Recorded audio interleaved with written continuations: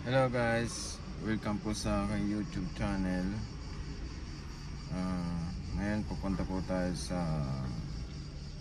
isang wine factory kung saan may nagtatrabaho ang Pilipinong taga Batangas na 21 years na. Ayan po, at samahan niyo po ako at ating pupuntahan. Bali, wine factory po siya ng yung red wine, white wine. Yan po. Maraming nagtatabang Pilipino doon. Since dumating ako dito sa Italy 2010, marami ng mga nagtatrabaho. Kahit domestic, meron din mga Pilipino. Malaking malaking company. Yan po. Puro mga Pilipino ang kanilang tauhan. Pati sa mga asyenda, Pilipino na rin. Mga nagpapatakbo ng makinarya, struktura, ang Pilipino na rin. Doon po bibilib ang tayong mga Pilipino kahit sa ibang bansa. Dala-dala natin yung ating kasipagan, pagtsatsaga, lahat para lang tayo ay mabuhay at may maipadala sa ating pamilya sa Pilipinas.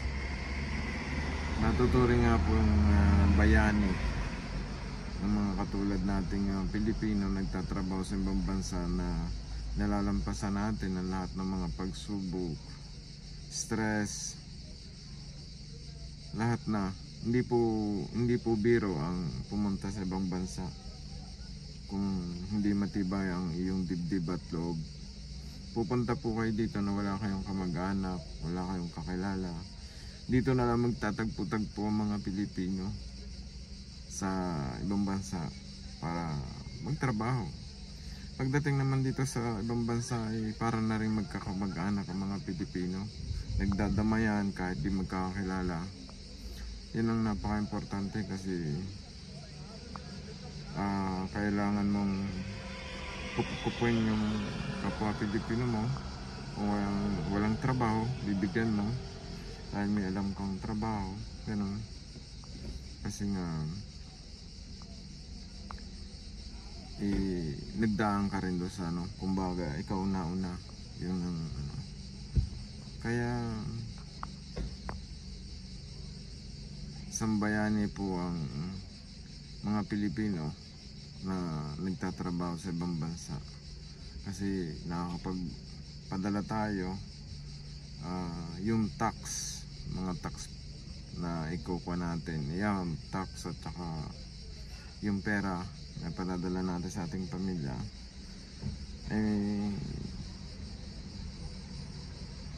napakalaking sa ating bansa. Kaya saludo ako sa kapwa ko Pilipino na nagtatrabaho sa ibang bansa. Kaya ayun, samahan niyo po ako at ating pong pupuntahan ang factory wine. Isa po ito sa factory wine dito sa lugar ko. Mayroon pa pong factory wine, bali tatlo po yung mga Pilipino din.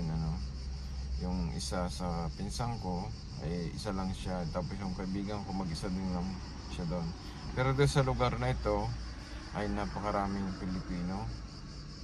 Sa pool ay marami ng Pilipino dahil Pilipino nga yung pinaka manager, Pilipino din ang nakuhang tauhan, yung mga kasama niya sa loob ng factory. Sa mga nanonood po at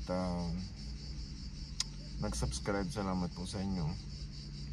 Sana po patuloy po kayong manood sa aking mga upload video at salamat po. Hello at paalam.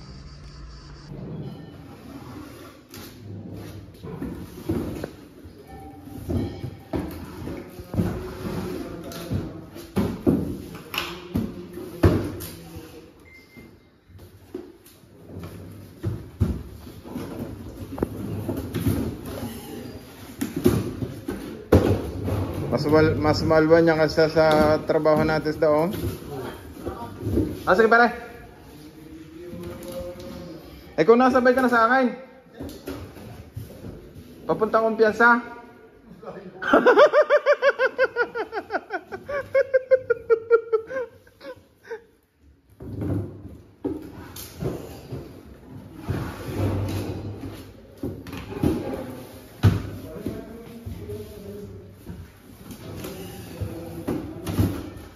Pwede nga pala sa kasi Richard. Richard!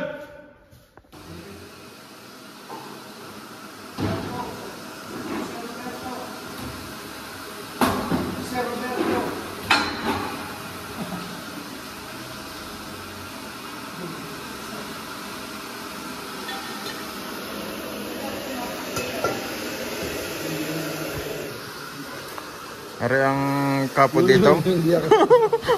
Ito ang bossing. Ilang taon ka na pa rin nagtatrabaho nga dito? 21? O, ang tagal no? 21 years. Siya ang pinaka-bossing dito.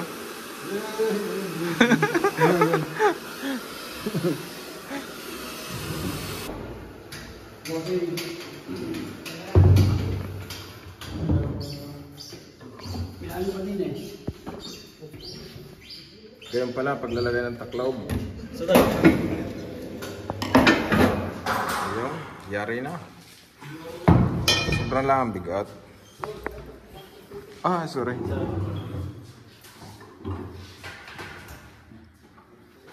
Basa! Boss! Saglit lang ano.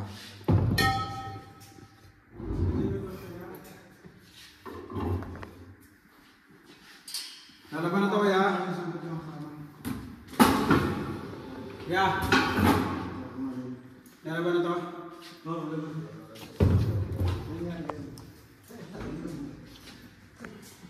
Ang mga Batanggenyong nagtatrabaho sa wine factory.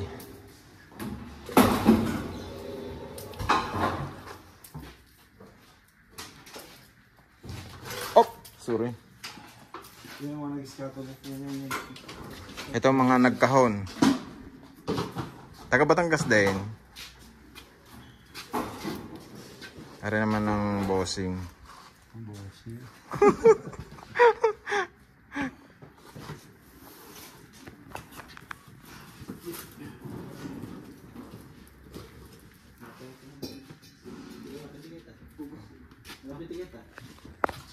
Marami-rami pa rin buting walang laman.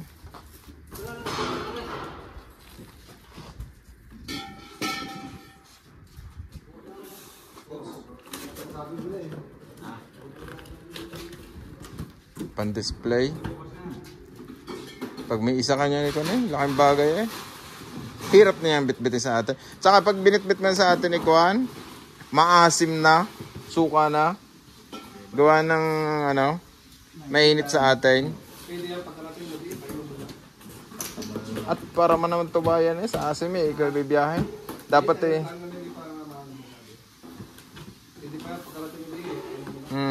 Pero pag pinakits may suka na pagdating. Dahil sa init. Ilang buwan nyo na mainit, hindi ka? Kaya na nabibili sa ating alak na ganyang red wine, maasim. Kasi nga bibiyahe pa. Tapos tinatanong nila, mapakla daw ay paano yung binibiyahe. Eh ini binabaon pa dito eh, ang kita mong nasa ilalim pa ng lupa ang ano, ang mga factory sa malalamig na lugar.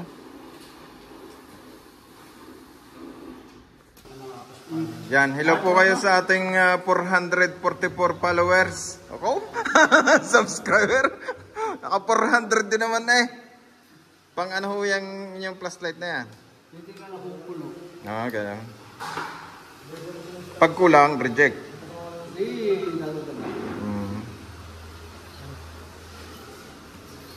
Luwang din ang wine factory na rin. Yung iba hindi natin pwedeng bisitahin. Baka makita ng may-ari, makakagalitan. Ano nga, bossing? Ay, mga tangke din eh. Pauwi na sila, nag-games na. Yung mga tangke.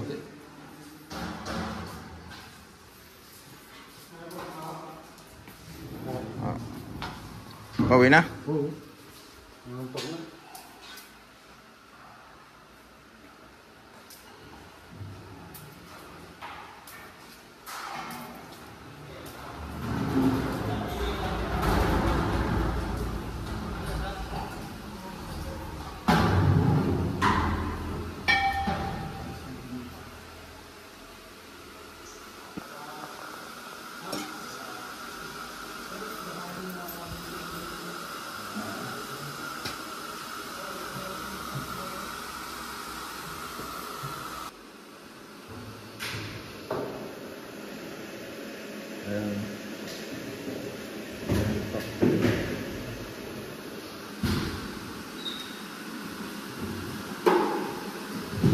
Ayan, napalitan na.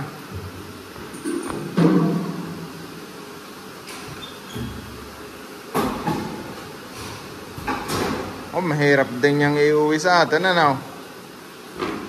Ang magbitbit nito. Okay. Ay, mabigat! Mababasag pa tayo. Dapat yun ang kahon niya ni, ano, kahoy. Ito po yan mga tabla na tao.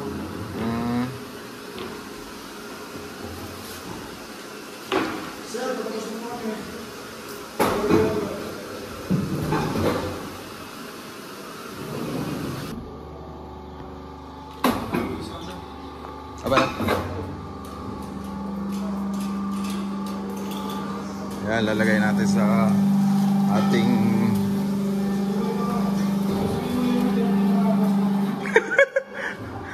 ang mga taga Batangas.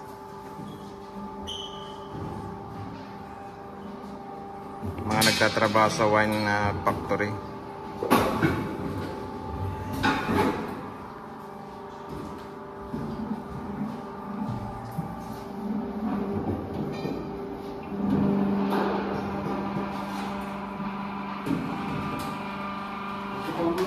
Ano yan? Salinan pare? Ang lalaki ng bote, oh. Tapos doon lalagyan ng ano, ng taklog. Isa-isa lang dahil sobrang laki. Tsaka tikita. Pag may isa ka na rin, isang bagay din. Isang linggong inuman na rin. Ilang litro yan? 5 litro. Eh, pan-display lang yun eh, no?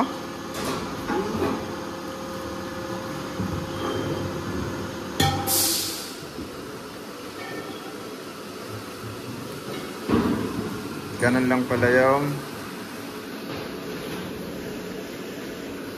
pag mali ang kabit, palit, tanggal. Tagilid, tatanggalin.